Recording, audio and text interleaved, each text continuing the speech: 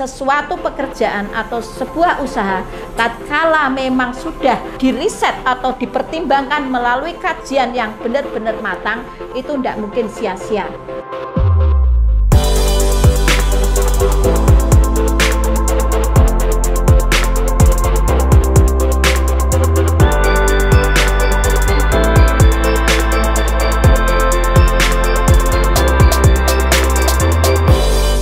Assalamualaikum warahmatullahi wabarakatuh. Perkenankan saya Ibu Istiqanah dari CV Indo Arab Enterprise. Notabene-nya CV Indo Arab Enterprise ini produsen sekaligus eksportir daripada areng briket batok kelapa, juga areng kayu briket. Indo Arab Enterprise berdiri sejak tahun 99 sampai sekarang, alhamdulillah. Notabene-nya diawali dulu dengan produksi industri home alat rokok Timur Tengah atau shisha atau nargile. Berjalannya waktu, kami sejak 2006 ada suatu respon permintaan buyer untuk mensuplai areng briket. Mengawali dari pabrik yang di sini mungkin dulu baru ala kadarnya, mesin mungkin baru sekitar 3 biji, yang sehingga sekarang saya sudah punya 2 line yang aktif. Pabrik di sini ini ya dari mulai 1 kontainer juga 1 bulan, kadang 1,5 kontainer. Sekarang alhamdulillah saya sudah sampai 10-12 kontainer per bulan, dan alhamdulillah nasib ya, orang pinter sama orang bejo kan beda. Kebetulan saya notabene-nya bejo gitu aja Mas. Bejone kenapa? Saya ini seorang perempuan, seorang ibu, single parent. Saya pendidikan saya tidak tinggi Mas. Saya mungkin kuliah mungkin baru masuk daftar saja udah keluar, kasarannya kan gitu dulu, karena mungkin ada beberapa faktor keterbatasan ya. Tapi nasib saya alhamdulillah diberikan peluang, dan saya dari peluang itu saya sungguh-sungguh, dan tekad saya apa peluang yang kita tangkap di sana, makanya kita praktekkan di sini. Kemampuan saya juga sederhana, modal saya sederhana, tapi itu bukan menjadikan suatu halangan untuk saya bisa berkompetisi ya, bersaing di laga dunia usaha. Makanya untuk bersaing itu bukan suatu hal yang aib bagi saya.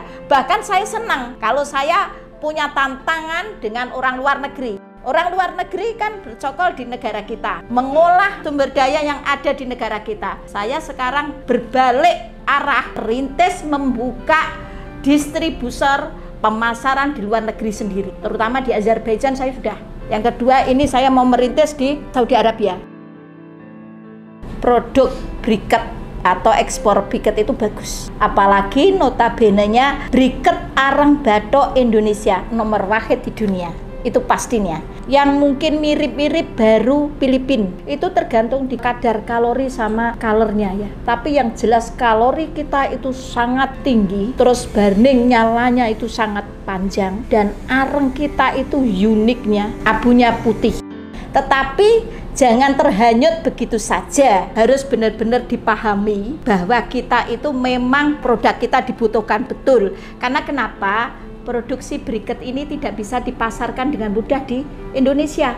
Ini pasarnya 100% itu luar negeri. Kalau toh ada, itu paling di Jakarta, di puncak itu hanya beberapa ton yang tidak bisa untuk dinominalkan, untuk bahasa Jawanya dijaga nih. Untuk itu banyak pertimbangan dan banyak harus dipelajari. Apakah kita mau buka briket ini sudah siap pasarnya, sudah siap teknologinya, sudah siap linknya. Link itu dari bahan bakunya, dari mungkin link supplier packagingnya, dan dari ketersediaan daripada tenaga kerjanya, dan juga paham atas regulasi ekspor briketnya, biar nanti kita juga tidak kecewa atau tidak rugi. Karena kenapa? Banyak sekali orang-orang yang buka pabrik briket yang baru 2-3 bulan, bahkan sampai 1 tahun itu tidak bisa produksi, atau bahkan mungkin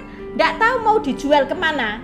Karena kebanyakan kan mereka mungkin taunya dari seseorang yang tadinya mungkin broker atau trading atau mungkin mekanik atau apalah, mungkin hanya sekilas informasi bahwa briket itu enak bla bla bla, atau mungkin lihat promosi-promosi di medsos seperti itu ya. Apapun usaha Mas, apapun usaha itu harus memang benar-benar melalui riset, kajian, kesiapan sehingga usaha kita itu benar-benar akan terwujud.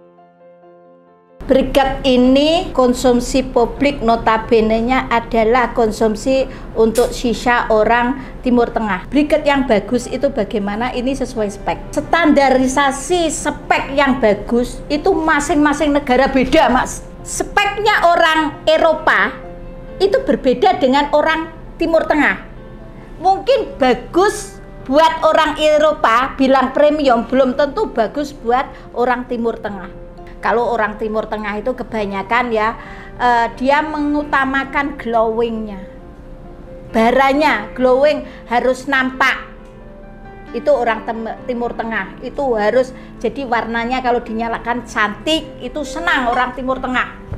Kebanyakan Arab Timur Tengah dimanapun itu. Kalau yang orang Eropa yang asli orang sana, dia cenderung speknya kalori yang diutamakan. Warna burning itu nomor 2, tapi yang penting kalori, high kalori sama as content. Yaitu yang bagus itu as content. Sesuai akademisi, lab itu yang bagus ya, kayak orang Eropa itu harusnya. Teorinya seperti itu, tapi pada prakteknya di pasar, walaupun kita berargumen sampai berbusa, oh orang Eropa ini tipis, ini nomor 1, ya orang Arab ndak mau nerima, ya wes. Itu kan menurutmu, aku ndak masuk, ini ndak bagus. Nah seperti itu Mas. Kalau orang Timur Tengah diutamakan warna, as konten itu penting, tapi ada batas toleransi. Masih -3 atau apa itu oke. Tetapi kalau Eropa itu as konten itu penting sekali karena itu berpengaruh di kalori, itu saja. Kendalanya memang saat ini itu selain bahan baku ya, sebelumnya kapal ini parah, bahan bakunya kita itu naik. Tadinya itu di 1 tahun yang lalu itu masih kisaran per kilo itu 6.500 sampai pabrik sini ya. Saat ini bahan baku itu di 8.600, itu salah satu kendala tersendiri. Kenapa seperti itu? 1, banyak kelapa bulat yang diekspor. Kedua, banyak bahan baku yang diekspor. Nah, mungkin bahan baku agak cenderung mungkin oke ya gitu. Tapi kelapa bulat di dunia ini, material yang terbagus adalah material dari areng batok kelapa Indonesia. Kalau eksportir besar-besaran kelapa bulat, mereka itu sudah dapat dagingnya, sudah dapat airnya, dan juga termasuk sudah dapat batoknya, tempurungnya yang notabene-nya untuk areng. Tidak ditutup kemungkinan nanti pabrik briket ini itu bukan produksi Indonesia yang terbagus. Mungkin Cina atau Filipina atau Vietnam yang terbagus karena kelapanya diimpor dari Indonesia. Itu 1.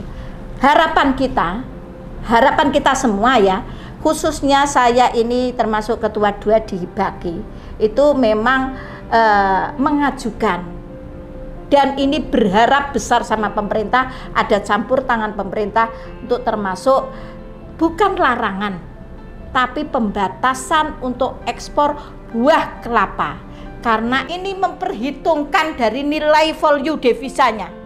Kelapa itu kalau dikirim, diekspor nilainya berapa?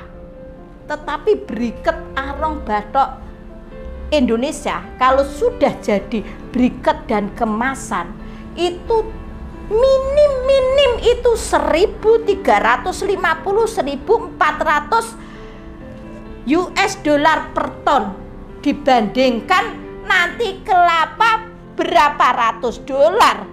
Itu kan jauh beda. Memang betul sekian sekian buah kelapa jadi sekian kilo tempurung, memang betul, tetapi kan dari nilainya itu sangat luar biasa. Di situ pemberdayaan petani, ada nilai pemberdayaan petani, Tapi kelapa gelondong dari buah, berarti petani yang nata de coco ndak ada, petani dari kopra ndak ada. Petani ini menghapuskan semuanya. Padahal kita pemberdayaan biar semua lapisan masyarakat itu bisa menikmati sumber alam yang kita miliki. Di situ maksudnya. Sumber daya kita itu sumber daya alam ya, khususnya Indonesia itu sangat kaya raya. Kenapa terus itu tidak kita manfaatkan? Dan saya konsen, memang saya ingin menjadi suatu inspirasi bagi kaula muda, terutama kita membangun mental kita yang kuat. Kita harus bangga dengan bangsanya sendiri, apa yang bangsa kita miliki, dan kita yang harus memperjuangkan dan kita yang harus mengenyam menikmatinya. Kita sebagai anak-anak muda, hayo bangkit kelola sumber alam yang kita miliki dengan kesungguhan dan kearifan lokal yang kita miliki, kita genggam di tangan kita. Mestinya memang seperti itu. Kalau saya iya. Kalau tidak Mas, kita cuma jadi penonton di negaranya sendiri. Cuman kita itu disibukkan ngeluh, tapi usahanya tidak ada. Usaha sungguh-sungguh.